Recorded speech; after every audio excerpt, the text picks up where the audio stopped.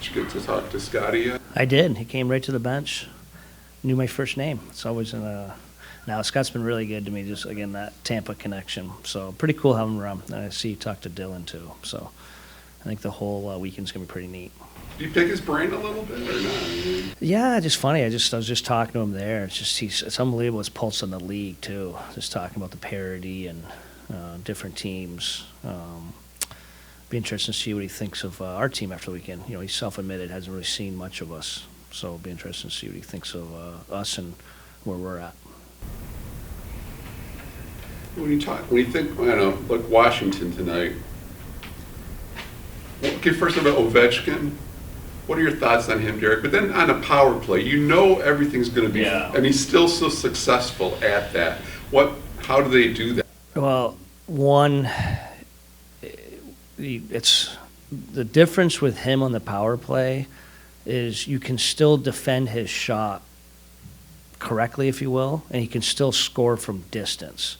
I remember even running our penalty kill when I was an assistant, and Jeff Halpern kind of woke me up to it. We had a perfect rotation.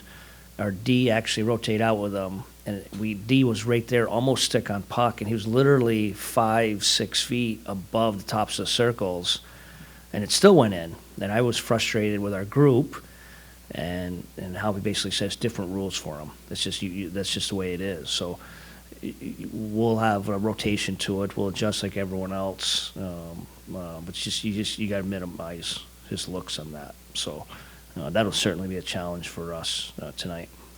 With Raymond playing the net front on the power play there, are you looking to utilize his hands from in tight more so than as a screen? Yes, anybody net front.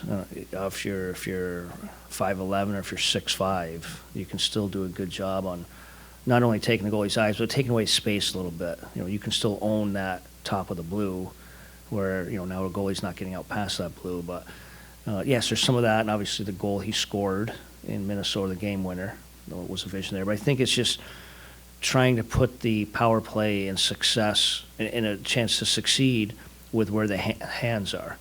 All of a sudden you go to Perron and he's got that right shot available. Dylan in the middle. Success rates go up, chances go up, and looks go up when hands are facing each other. So it's a little bit of just finding some success with a right shot there. We had some success with Sonny there too. But yes, there's a little of just as good hands and his skill. But he's obviously as willing as anyone putting his nose in anywhere. He'll still take the goalie's space in his way too. Did it surprise you at all that Luff was able to play so soon after taking a pop like that? No, yes, but no. And he's been great for us, by the way. Even watching that Buffalo game back, he did some really good things for us, just connected within our structure, some simple plays, actually helped us out with some ozone play. But that's the culture of hockey. He put the face mask on, and he didn't miss a beat. It was pretty good for us. So it's credit to him, and I think he's just embracing the opportunity. I think he was appreciative of being one of the first call-ups and getting this opportunity, and I think he's taking full advantage of it. You talked at times about kind of the underlying numbers and what you use. Is there a length of time that you start to think, okay, this is maybe like an accurate reflection of, because they can fluctuate a lot? Yeah, when they are, as you know, they are fluctuating a lot early. So, I think so. Maybe you're starting to get into that maybe a little bit. I think we're in the game 10. Well, yeah, it's just interesting. Our challenge tonight feels very similar to what our challenge was post Boston. Boston wasn't much different in that we're one goal game and the third game got away from us. Same thing in Buffalo, we're one goal game, 7 minutes left, and they got away from us. So we want to respond from a less than good performance, and then defending against a really good team. Obviously, Washington and some of the star power they have. What does Luff bring to the table? It looks like he's got some size. Yeah, some offense in, but I just think he has some hockey sense. We're just connected in all of our structure. It doesn't hurt us. If you haven't noticed him for an egregious turnover or being caught out of place or being stuck in a bad position. He's done some good things, and he's helped connect us with the puck, transporting it from our D zone to our O zone. So he's been good for us. He's helped us out. After the last game in Buffalo, Kopp described how he felt that they left the goalie out to dry. What are you looking for tonight from the forward group specifically to help on the defensive side? Yeah, just be connected. Like even in our practice yesterday, when we come back in the zone, we need all 5 guys stop on pucks, be detailed, have those layers defensively. When you're defending well, it's a 5-person unit, and we have had those moments. We're defending well. Minnesota, I think we get 9 chances the entire game. That's just not our D. That's on everyone. So it's on everyone. It's an accurate comment by Copper. And, obviously, Copper's someone who takes a lot of pride in his two-way game. And I like the fact he reflected on the forwards with their defense also. Do you feel like Billy challenged himself after last start? Obviously, was the bounce back goals against wise. Do you feel like he challenged himself or anything along those lines to kind of? He's shown he's been able to bounce back and continue that. Yeah, I just think for him it's just finding his game too, and the bounce back. I think the one game where he didn't look comfortable himself was that LA game. I appreciate the fact he battled, we got the point, but it wasn't himself. From what we saw in those 2 games after that, where he was calm, big in net, he just looked simple.